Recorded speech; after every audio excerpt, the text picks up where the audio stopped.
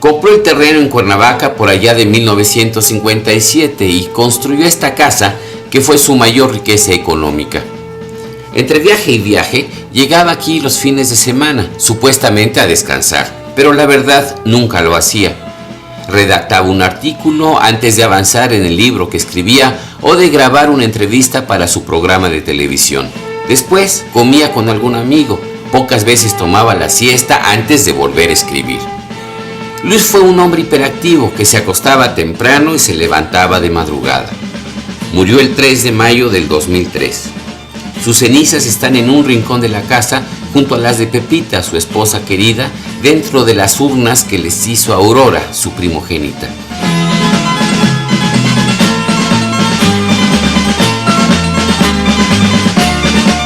Este es el homenaje a un periodista mexicano que nunca dejó de recorrer el mundo.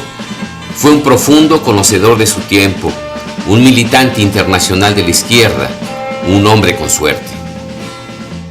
Una de las cosas que me han acompañado y que me han marcado como periodista es algo también muy abstracto, que es la suerte.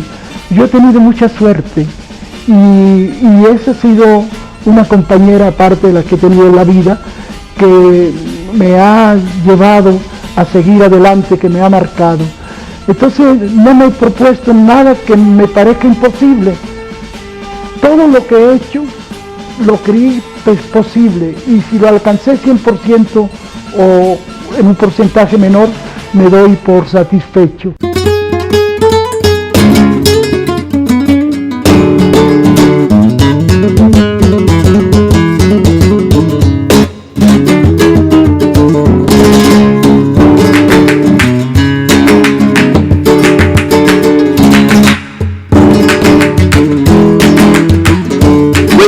En Un puente sin fin, el libro de sus memorias, que no supo a qué hora del 30 de marzo de 1918, Demetria, su madre, lo echó al mundo y menos supo para qué.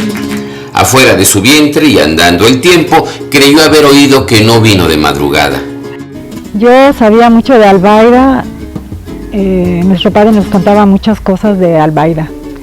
Cómo jugaba, a dónde iba, que cerca en otro pueblo estaba Itálica, y que se iban ahí a jugar al foro romano y que agarraban las piedritas de los mosaiquitos romanos y jugaban ahí pues en un lugar increíble.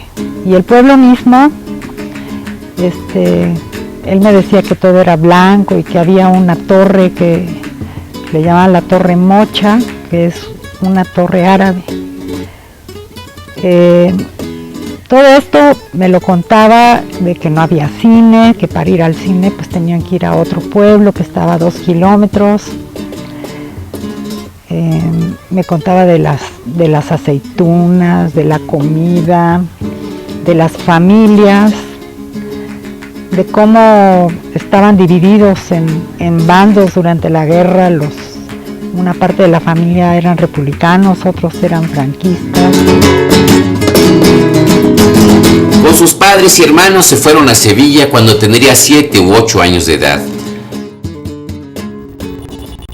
Al estallar la sublevación franquista, pudo librarse de ser uno de los 30,000 fusilados en Sevilla, escapándose a través del tejar que tenía enfrente y cruzando la vega del Guadalquivir. Pero corrió la versión de que también él había muerto. Su familia albaidense no se alegró, pero se lo explicó resignadamente. Alguien de su tronco dijo a Demetria que era explicable por andar en lo que andaba. Como se sabe, yo vivía en Triana al estallar la guerra. Tierra de toreros, de cantaores. Yo no sé hacer nada de eso. Cuando yo digo que soy andaluz y que ni canto, ni toco las palmas, ni toreo, ni toco la guitarra, recurro a un chiste que cuenta mi hermano Gregorio, que dice, es que alguno tiene que quedar para verlos, y yo me quedé para verlos y gozarlos. Mis padres quedaron efectivamente en Sevilla, en la calle Alfarería 124 de Triana, casa que ya no existe, que era una vecindad. Si me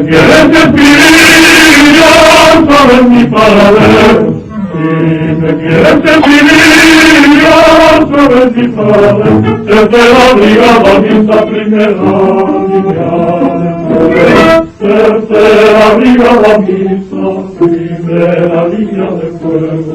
Durante la defensa de Madrid, los comunistas daban ejemplo de sentido en la organización y en el combate.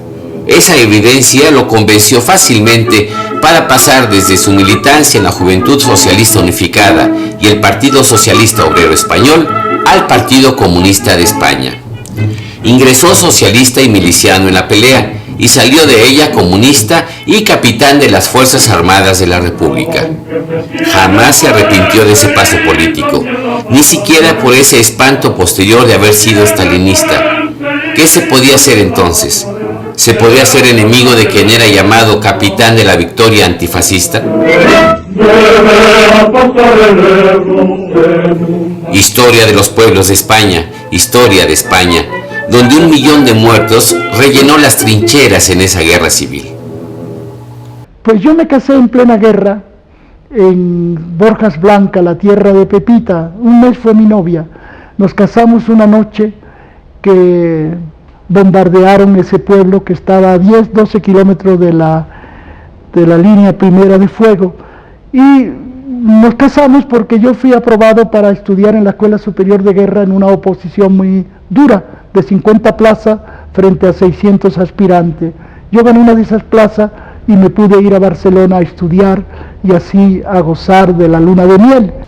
Contaba mi papá que, y mi mamá me lo contaba también, que mi papá andaba a caballo y llegaba a la casa para visitarla y el caballo tocaba la puerta con la pata. La familia de mi mamá pues no lo quería mucho porque no era catalán, era un castellá que pues no les parecía mucho que su hija anduviera de novia con un castellano, ¿no? Que no era catalán.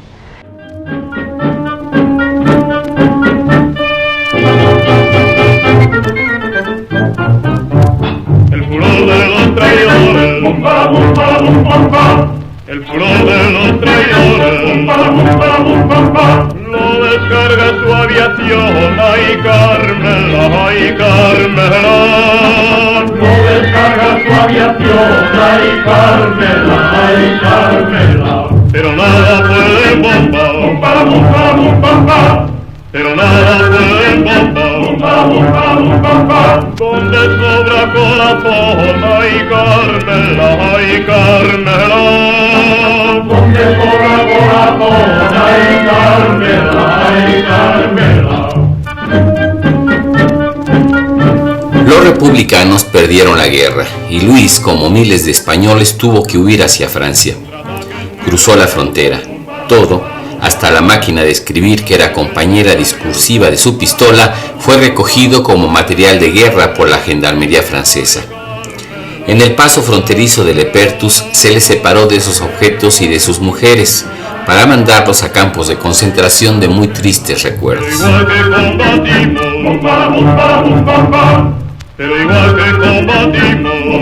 Primero cruzaron la frontera pues los militares republicanos, los soldados, a pie, y les hacían tirar las armas.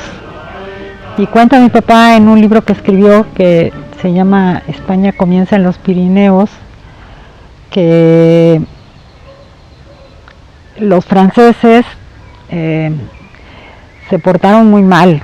Y bueno, aparte que tenían que tirar las armas, eso animó que los dejaran entrar con las armas, pero también les hacían tirar, por ejemplo, las máquinas de escribir. Meses después, ya junto a Pepita y a sus escasos bultos y maletas, Fernando y Susana Gamboa comenzaron a llamar por orden alfabético a cada uno para entregarle una hoja pasaporte hacia México. Llamarse Suárez era esperar hasta casi la última letra del alfabeto. Amanecía cuando subieron al Sinaya. Sí, yo ya estaba dentro de la barriga de mi madre. Pues yo nací a los 2 meses que llegaron. Me contaba mi mamá que pues por la guerra y todo estaba bien delgada, que no parecía embarazada. La querían poner en la parte de hasta abajo del barco, donde todo mundo se marea muchísimo, ¿no? Y hace más calor. Y no, que yo estoy embarazada, y no le querían no le creían que así era. Pero realmente yo pienso que es una aventura tremenda llegar a hacer esa travesía, a dónde vamos, cómo es México, qué hay ahí. Te contaba que hicieron unos periódicos en mimeógrafo con dibujos y todo, en donde ayudaban a la gente, les decían cómo era el clima, cómo era el país, qué había, etcétera, ¿no? A dónde iban a llegar. En el Sinaya, y ya rumbo a México, Pedro Garfias escribió su poema premonitorio. Qué hilo tan fino, qué delgado junco, de acero fiel, nos une y nos separa, con España presente en el recuerdo, con México presente en la esperanza. Repite el mar sus cóncavos azules, repite el cielo sus tranquilas aguas, y entre el cielo y el mar ensayan vuelos de análoga ambición nuestras miradas. España que perdimos, no nos pierdas. Guárdanos en tu frente derrumbada, conserva a tu costado el hueco vivo de nuestra ausencia amarga, que un día volveremos, más veloces, sobre la densa y poderosa espalda de este mar, con los brazos ondeantes y el latido del mar en la garganta. Y tú, México libre, pueblo abierto al ágil viento y a la luz del alba, indios de clara estirpe, campesinos con tierras, con simientes y con máquinas, proletarios gigantes de anchas manos que forjan el destino de la patria, pueblo libre de México. Como otro tiempo, por la mar salada, te va un río español de sangre roja, de generosa sangre desbordada. Pero eres esta vez quien nos conquistas y para siempre, oh vieja y nueva España. Ese poema lo escribió Pedro Garfia precisamente en el barco donde yo llegué, en el Sinaya. Se ha convertido, porque la genialidad de Pedro Garfia era inmensa, aunque de pronto agarrara un lápiz y una servilleta de un bar y allí escribiera, en una especie de himno de la emigración. Es un poema fundamental y desde luego responde a la prefiguración que nosotros teníamos de México. Los refugiados de la Guerra Civil Española llegaron a un México que comenzaba a institucionalizar una revolución que apenas había terminado. El país estaba eufórico por el histórico triunfo de la expropiación petrolera.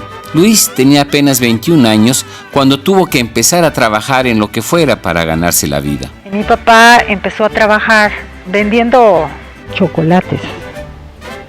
A mi mamá le gustaban mucho los chocolates, entonces mi papá llegaba con las muestras de chocolates. Ellos me contaban eso porque yo pues estaba muy chiquita. El muestreo de los chocolates se lo acababa mi mamá. Ay, Luis, dame este, no, este también, ¿no? Y mi papá afortunadamente enseguida encontró su vocación y empezó a escribir en los periódicos de provincia. Dice Luis en sus memorias que los periodistas formaban un grupo sin importar la competencia entre los medios que representaban. Todos los días se intercambiaban las notas pescadas por cada uno. Sin embargo, fueron tiempos difíciles. Había poco dinero, se ahorraba así comiendo X cosas durante varias semanas para poder comprar, no sé, que si los zapatos o que si la ropa que nos faltaba, que necesitábamos, ¿no? Me tocó hacer una entrevista cuando estaba triunfando a Rusa en España y en México. En España la rusa se casó con una sevillana y entonces me mandaron decir que cuánto quería yo recibir por haber hecho un reportaje tan bueno de rusa. Yo dije, no, nada, yo no necesito recibir nada. Entonces, que vaya a visitar a mis padres que viven en esta vecindad de la calle Alfarería. Pues a Rusa fue a Sevilla y cumplió aquello.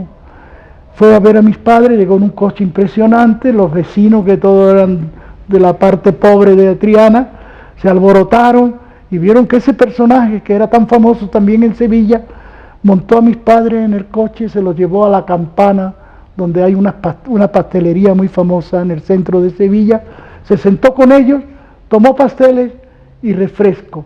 Y cuando terminó eso y él escribió a sus amigos, a su apoderado, le dijo, los padres de Luis son unos duques.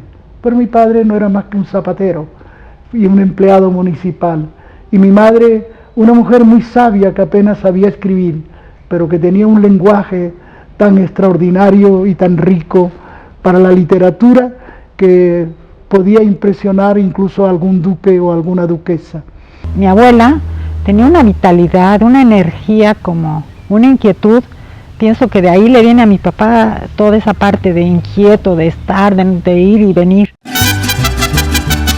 En su autobiografía, Luis escribe que fue un singular privilegio asistir el 1 de diciembre de 1940 al paso de la banda presidencial del pecho del general Lázaro Cárdenas al del general Manuel Ávila Camacho, y agrega que aquella ceremonia fue su introducción al mundo de la alta política mexicana y de su singularísima maquinaria.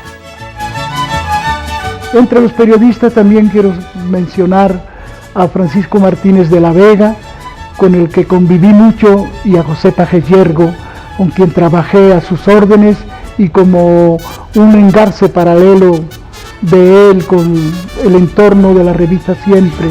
Luis siempre dijo que por sus venas, con la sangre, circulaba tinta de la revista Siempre.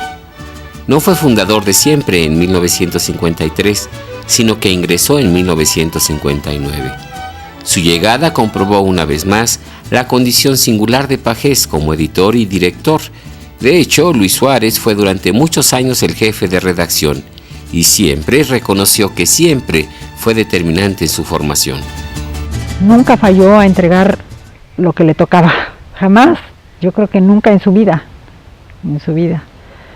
Y sí, contaba cosas de Pajés, de que no sé qué día de la semana se ponían a jugar dominó, iba un montón de gentes.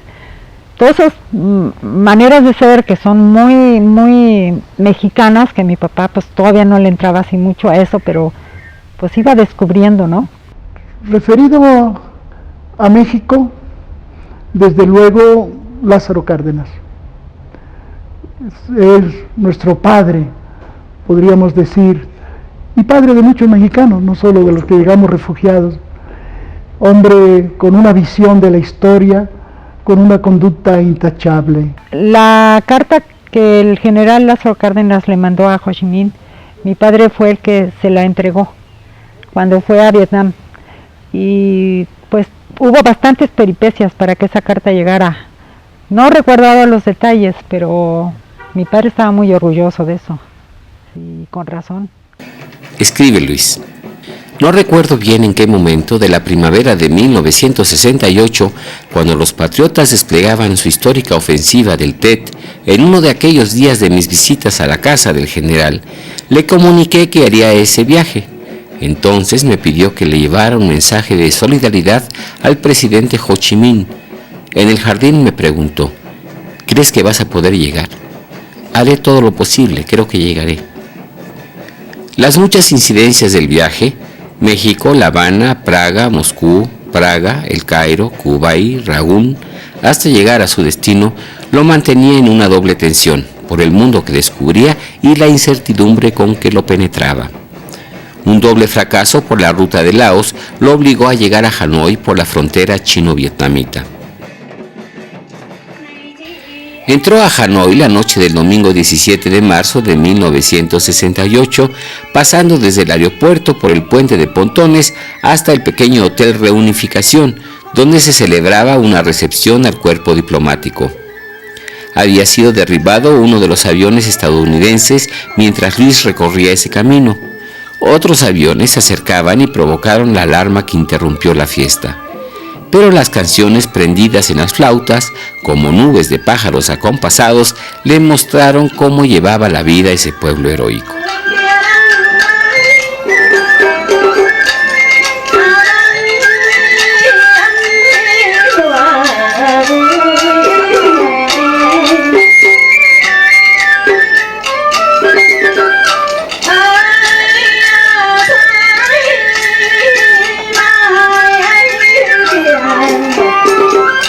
Luis no pudo entregar personalmente la carta de Tata Cárdenas al tío Ho, a su excelencia, como el gran mexicano justificadamente había escrito. La recibió el primer ministro Pham Van Dong, porque el presidente ya estaba enfermo. El día que dejó Vietnam, en las tinieblas de la noche en que reemprendería el regreso por China, le entregaron un sobre con la carta en que Ho contestaba por su conducto a Lázaro Cárdenas. Si el viaje a Hanoi había sido inseguro y muy accidentado, el regreso a casa fue inolvidable para el mensajero de Ho Chi Minh. El que Cárdenas escribiera en su misiva el nombre de Luis Suárez fue tan emocionante como que Ho Chi Minh lo pusiera en la propia en el idioma vietnamita con una traducción al francés. Y dice Luis: sigo siendo el mensajero de una respuesta epistolar que retoma el perfil de su destinatario, Lázaro Cárdenas, en cuyo mundo encontraba alimento de mi subsistencia, bañando mi origen en aguas mexicanas. Yo siento que hay todo un afecto por haber podido venir a este país, y no nada más él, sino muchísima gente, ¿no? Lo que hizo por los españoles refugiados, pues es un agradecimiento de siempre. Uno de mis primeros amigos de juventud llegado a México fue Luis Echeverría.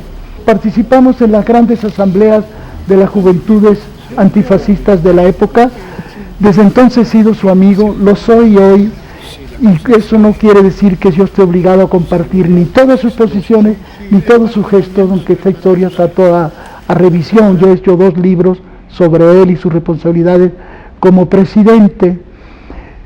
También de signo diferente en cuanto a la militancia y a la dedicación, yo quiero recordar como una gente que me abrió muchas visiones de la vida sin tratar de catequizarme, al obispo don Sergio Méndez Arceo.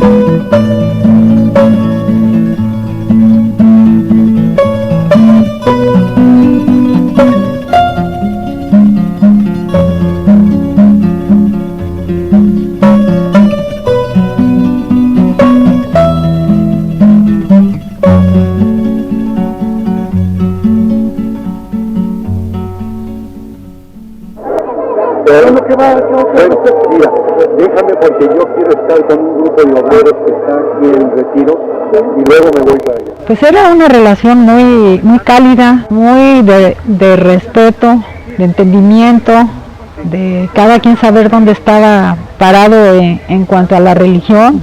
Se hablaban mucho de política, con mucho sentido del humor. Se querían mucho, y casi aquí en esta casa en Cuernavaca, pues él venía casi siempre los sábados a comer. Siempre traía o tortillas o chicharrón, o tortillas y chicharrón. Y pues fue conociendo a toda mi familia, ¿no? Realmente lo sentíamos como alguien de la familia. Don Sergio, ¿cómo son estos cambios en la iglesia, estas designaciones? ¿Causan en su ámbito la misma expectación que entre los civiles los cambios políticos? Yo creo que no, porque en el campo político pues hay expectativas, hay esfuerzo por llegar. Se dice que para servir al pueblo, ¿verdad? Pero de todas maneras hay esfuerzo por llegar. Y creo que no es lo normal entre nosotros, de que haya un esfuerzo, una lucha, no sé, en los ambientes más enrarecidos diríamos, en las situaciones muy elevadas de la iglesia, si eso se dé, pero entre nosotros yo creo que no hay eso. Claro que yo podría decir pues que ser obispo pues es una situación ya permanente dentro de la iglesia. Con él fui como un hermano que compartía mis opiniones que no eran religiosas, y yo compartía muchas opiniones que pudiéramos decir cristianas de él, y que no eran tampoco exactamente eclesiales, porque bueno, pues Cristo fue una figura humana, y así es como yo la veo. Yo también cambié, que ese compromiso me puso en una situación de poderles decir a ustedes y decirles a todos, espero que no suene como exaltarme sobre mí mismo, pero que me puso en una situación de poderles decir, como Cristo, que dice, el que quiera venir en pos de mí, tome su cruz y sígame, que por ese compromiso yo así les he podido decir, para decir una palabra que no suelo usar, es decir, no arriarlos hacia adelante, sino ir adelante diciendo que me siguieran en esto. Porque ese compromiso sí ha significado cruz.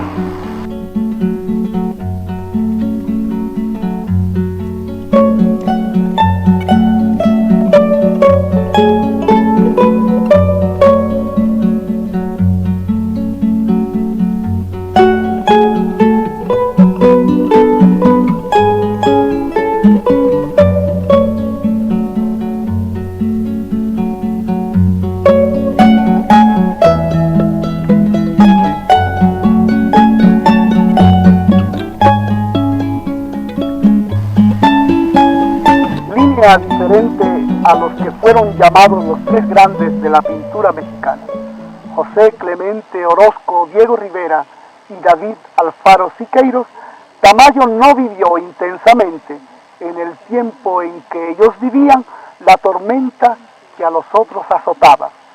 Pero Tamayo también crecía, aunque rechazando siempre que fuera a convertirse en una especie de cuarto grande. La grandeza no es un escalafón. En la polémica ocasional, Diego y Siqueiros acusaban a Tamayo de dar la espalda al movimiento muralista que se desarrollaba para contribuir al conocimiento del pueblo de su propia historia y de hacer en cambio una pintura de caballete para las galerías mercantilizadas y adorno de los hogares burgueses. Diego lo reconocía como el pintor de mayor identificación con lo indígena. Se abrió, no obstante, una línea de diferencia entre ellos. ¿De dónde crees tú que te nace ese deslumbramiento del color que todo el mundo reconoce y es confiable? Bueno, hay varias razones, dos principalmente, ¿no? Una que es una teoría que yo me formé de lo que debe ser el color mexicano, lo que es el color mexicano. Por razones económicas, yo creo que el pueblo mexicano usa colores baratos en su vida diaria. Tú ves en los pueblos, las casas están pintadas de cal, o están pintadas de azul, que es el color azul con que lavan la ropa. El añil. O están pintadas con colores de tierra, ocre, tierra roja, porque son los colores más baratos.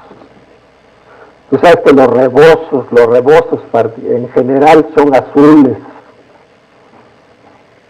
los calzones son blancos, es una limitación de color, a pesar, yo diría, del gusto que podrían tener las gentes del pueblo. Ellos quisieran tal vez usar colores muy brillantes y los usan los días de fiesta. Y los usan en los días de fiesta gastando más dinero. Pero en la vida diaria, por necesidad, usan esos colores que por el hecho de que son usados constantemente por el mexicano se vuelven los colores mexicanos, no tiene remedio. Ahora, hay otra fuente mía, que es la de los colores brillantes. Es una razón muy simple. Mi familia era negociante en frutas, tenía bodegas, traía por carros, furgones, piñas y plátanos. Y muchas sandías. Y mangos y todas las cosas. ¿Ves? Yo viví en mi primera juventud entre frutas. Así es que eso evidentemente es una vivencia mía muy clara, ¿no? Eso confirmaría lo que tú dices de que desde el sello nacional, es decir, para pintar como lo hace con los temas y sobre todo con los colores que lo hace, no has tenido que salir fuera del país. No, y la cosa más curiosa es que estando fuera del país he seguido usando esos colores. A mí no me ha influido el ambiente de los tantos países donde yo he estado, ¿no?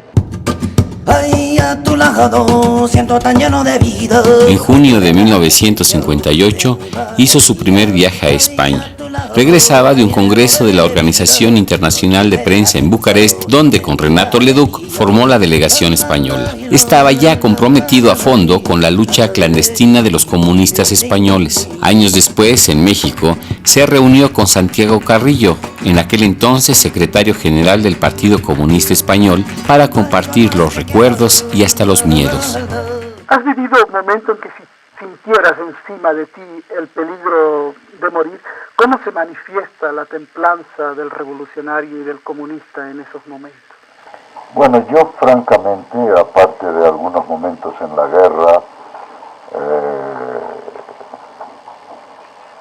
la sensación de que podía morir no la he tenido, quizá más que la noche que me detuvieron en Madrid.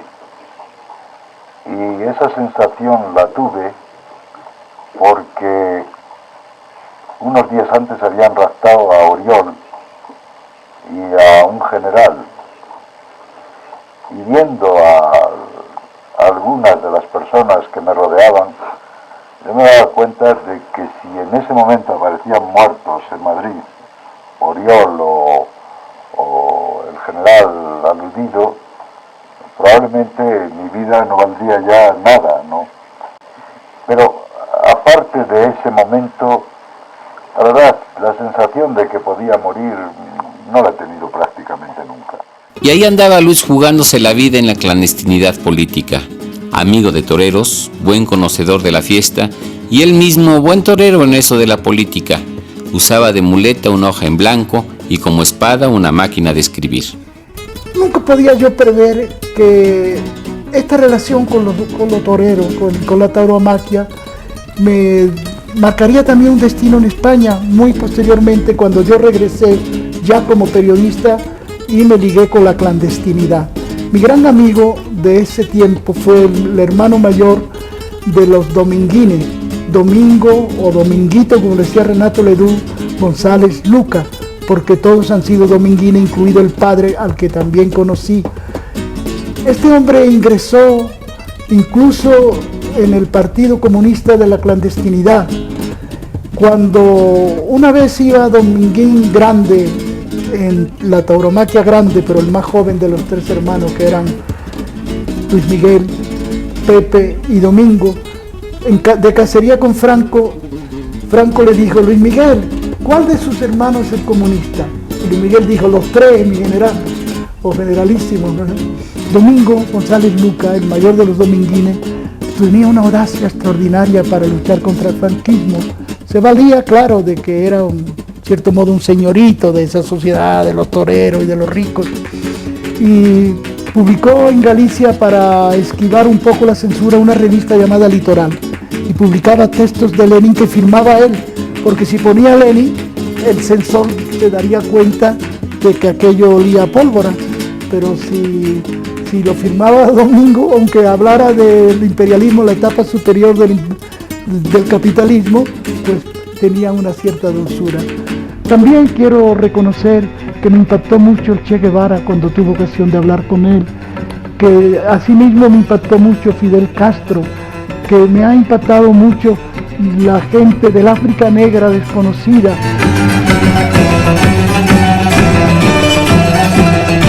De los combatientes saharauis recibió una elemental lección del apego a la planta soberana del hombre. Cuando preguntó a uno de sus dirigentes por qué luchaban si allí no había más que arena, le respondió: sí, pero es nuestra arena. ¿Cuál es la superficie de territorio que se encuentra liberado bajo el control de la República y del Frente Polisario? Nosotros podemos decir que efectivamente nosotros controlamos casi todo nuestro territorio. También controlamos una parte muy importante del sur de Marruecos y una parte más importante de Mauritania. Conocemos perfectamente nuestro terreno, sus pozos, sus árboles, sus piedras, su arena, y nos protege ese terreno porque nos comparte el mismo cariño el mismo amor. ¿Y cómo se organiza su ejército? El ejército de su pueblo, ¿cómo es? ¿Es una parte del pueblo? El ejército nuestro es un ejército del pueblo, muy enracinado en su pueblo, y cuenta con el apoyo total y la solidaridad total y la entrega total de todo un pueblo, con sus mujeres, con sus niños y con sus ancianos. हाथ से हाथ मिलाओ, आ मेरे साथी आओ, हाथ से हाथ मिलाओ, आ मेरे साथी आओ, हाथ से हाथ मिलाओ.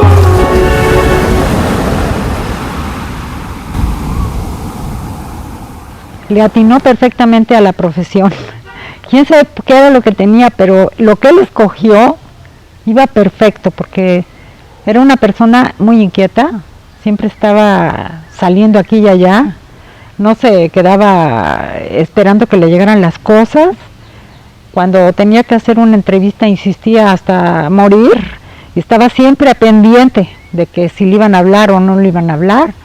Y lo mismo pues para entrar a otros países en conflicto como en Bolivia, cómo insistió para que lo llevaran, qué cosas hacía para que le creyeran, ¿no? Sin decir realmente cuál era su intención de llegar, ¿no?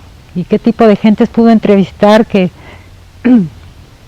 lo lograba, ¿no? Y sí, yo creo que le atinó perfecto a la profesión, ¿eh? Ni escritor, periodista. Ante la ciudad de Luanda, capital de la República Popular de Angola, situada en una apacible bahía. Esta ciudad de 500,000 de habitantes vive hoy una vida tranquila, reorganizándose sobre nuevas bases sociales y urbanas.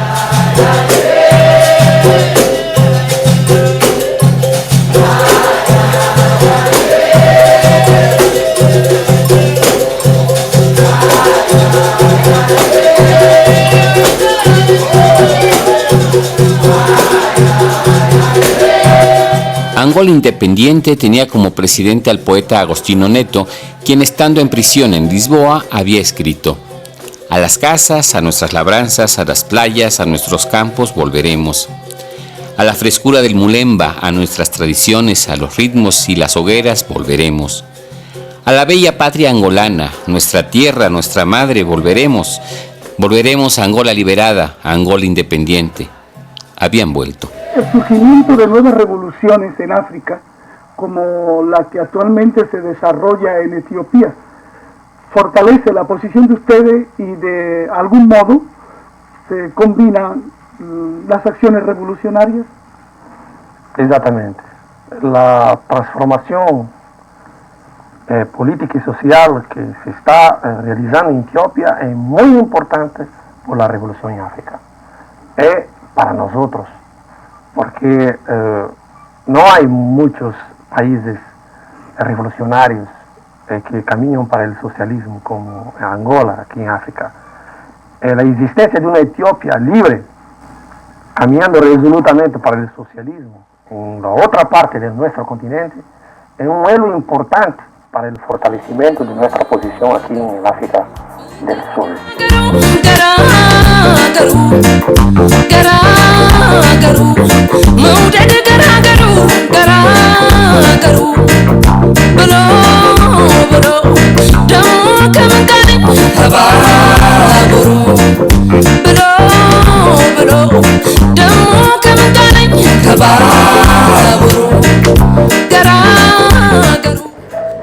¿Cuál sería el suyo, señor secretario?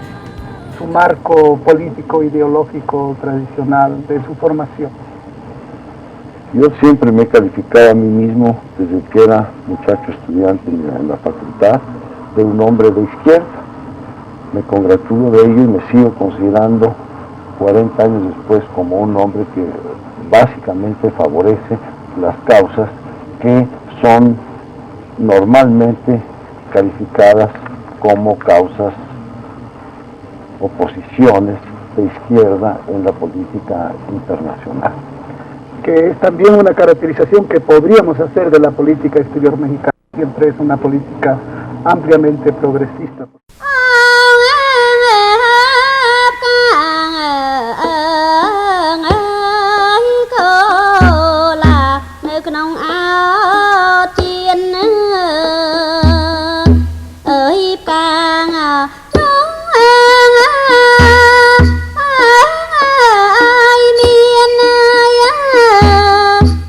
Hemos llegado a Kampuchea y a su capital, Phnom Penh, un país en el extremo del sudeste asiático, de clima y vegetación tropical, parecidos en esto a ciertas latitudes de México.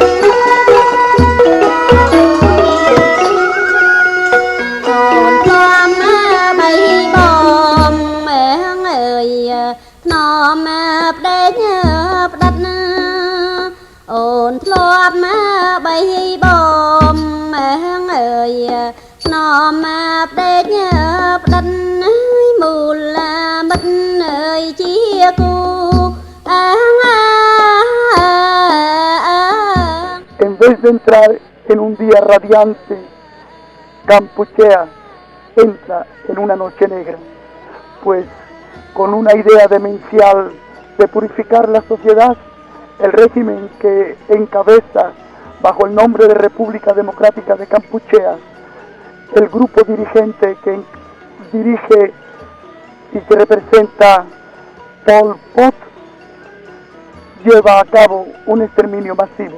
Aquí se calcula que murieron 3 millones de personas. Si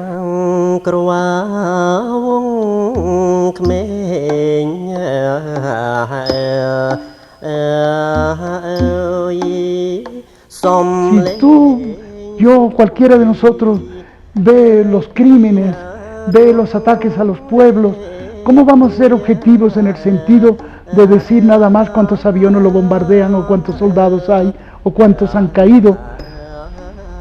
Lo tienes que hacer de tal manera que sin ser no objetivo tomes una posición, porque tenemos que tenerla en términos no dogmáticos, muy generales, a favor de lo que tienen valores, lo que tiene valores humanos, por la paz, por el respeto al derecho de la gente, de los individuos, de las sociedades, de las colectividades, de las comunidades. Entonces puede uno ser objetivo, muy objetivo y no neutral. Incluso se da el caso de que hay colegas o medios que te dicen que es nada más objetivo y que no toma posición. Es mentira. De hecho, aunque no se lo proponga mentir, está tomando una posición que es silenciar algo de lo que está pasando, el color de lo que ocurre, el acento de lo que sucede, el costo de lo que está ocurriendo, y en esto no se puede ser ajeno a una realidad en donde el pensamiento de uno también pone parte. El periodista no puede ser una simple correa de transmisión. A mí me ha tocado entrevistar a Somoza, por ejemplo, y para mí fue un gran hit que yo bajara al búnker de Somoza, y Eduardo Carrasco también, y Héctor Cervera, y aquello fue memorable, con 2 grandes pistoleros al lado de él, entrevistando a un personaje siniestro. Estoy ante el búnker, nombre que ha sido dado al lugar donde despacha el presidente Somoza de Nicaragua. Espero aquí el momento de una entrevista que promete ser reveladora. En Nicaragua, la situación política que envuelve a su gobierno y a su persona, en este conflicto con una oposición de diversos matices. ¿Y en qué medida siente usted tener dominada esta situación? Considero que la situación política de Nicaragua era más grave hace 2 meses y medio. Hoy en día creo que la tengo dominada. Lo que yo estoy tratando de hacer como político es ganar la paz. Si es posible ganar la paz a través de unas negociaciones con mi oposición. Somoza estaba derrumbándose, el piso se lo estaban moviendo ya hasta los norteamericanos que tanto lo apoyaron. Por lo tanto, ahí vuelvo a ligarme con la pregunta de la objetividad. Fui objetivo, pero no dejé de ser antisomocista. Mi padre siempre defendió a la Revolución Cubana y de muchas maneras estuvo con la revolución y ayudó en lo que pudo, y eso siempre se le reconocieron, y mi padre nunca ocultó eso, así de decir, ¿no? Siempre estuvo con la revolución y era público eso. Lo querían mucho, lo respetaban. Realmente sí se conmocionaron cuando murió mi padre.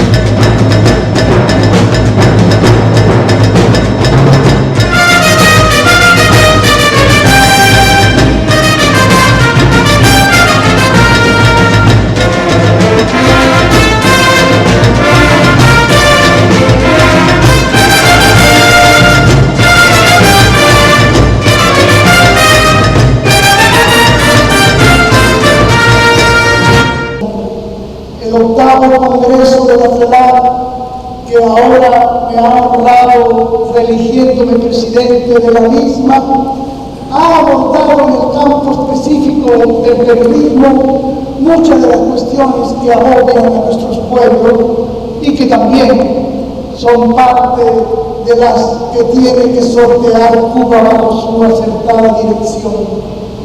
Nos hemos referido a la globalización, no por la globalización, donde tantos factores mundiales hoy nos enlazan planetariamente, sino por ese apellido funesto que la califica, la globalización neoliberal. Sabemos que tenemos un enemigo común para nuestra cultura, y el periodismo es cultura, es responsabilidad y es una presencia social del periodista que no sea solamente una correa de transmisión.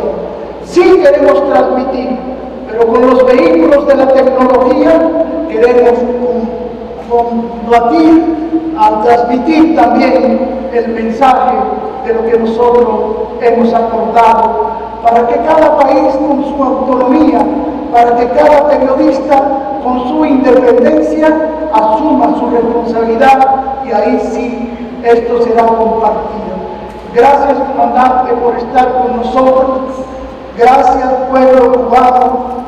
Gracias, colegas de la UPEC. Gracias a todos ustedes, porque este momento, que en cierto modo ha sido una sorpresa, yo la he gozado en otras ocasiones durante mi visita a Cuba, es un momento por el que algunos del mercantilismo periodístico pagarían, y nosotros lo tenemos compartido y generosamente con el comandante Fidel Castro y la dignidad de Cuba. Muchas gracias, comandante. Muchas gracias.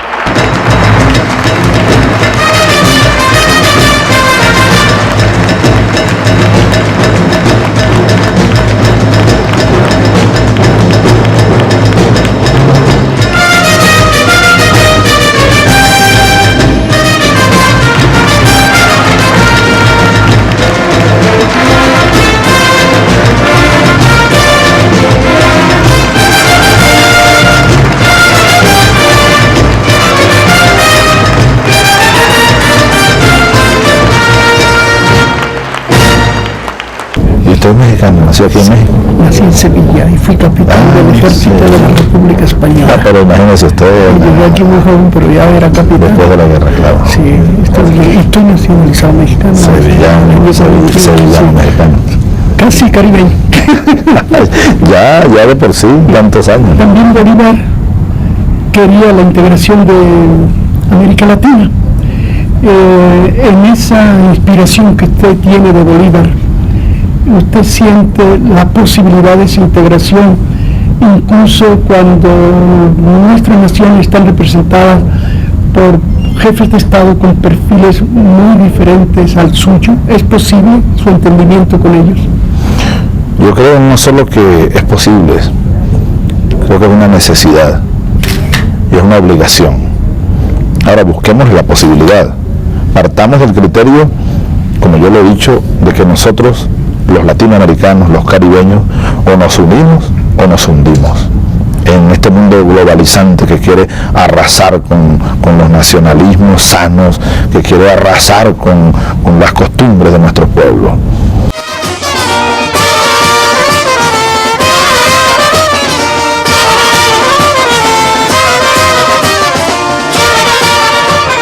Escribe Luis. Los hechos cotidianos comprueban la gran relación, sin comerse una a la otra, como pareja legal o amaciato escondido, que hay entre el periodismo y la política.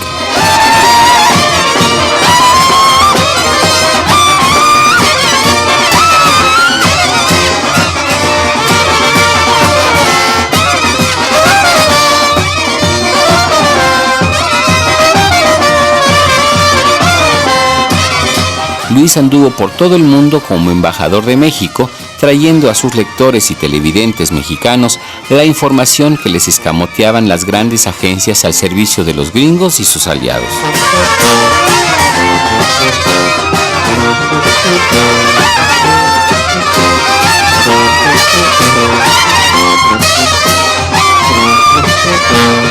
A este país lo conocía y quería como a ningún otro lugar de la tierra. Por eso le dolió mucho cuando la derecha mexicana conquistó el poder con dinero, alianzas transnacionales y falsas promesas. Siempre ha habido pobres y ricos en este México, pero ahora están más distantes las cosas, los pobres de los ricos, y hay más pobres, y también yo diría que menos ricos, porque se ha ido concentrando el poder económico en un grupo muy pequeño, y no solamente muy pequeño mexicano, sino muy pequeño internacionalmente, sí, transnacionalmente. De manera que esa es una desviación de México. Y yo, como soy mexicano, nunca he tenido el complejo de decir las cosas y de decir, bueno, sí, yo estoy con México, pero no porque me trajo México estoy con todos los mexicanos. No, yo no estoy con el RENAVE, yo no estoy con el FOBAPROA, yo no estoy con la corrupción, y eso tiene una impronta mexicana. Pero tampoco están con eso la inmensa mayoría de los mexicanos.